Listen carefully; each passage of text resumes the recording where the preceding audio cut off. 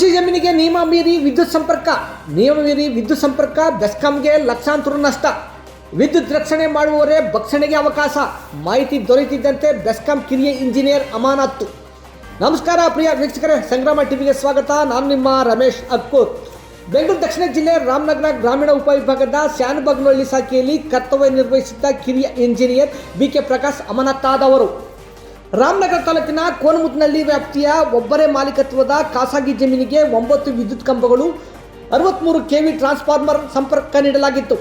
ಈ ಸಂಪರ್ಕವನ್ನು ಶೀಘ್ರ ಸಂಪರ್ಕ ಯೋಜನೆಯಡಿ ಮಾಡಲಾಗಿದ್ದು, ರೈತರೇ ಖುದ್ದಾಗಿ ಸಾಮಗ್ರಿಗಳನ್ನು ತರಬೇಕಾಗಿತ್ತು.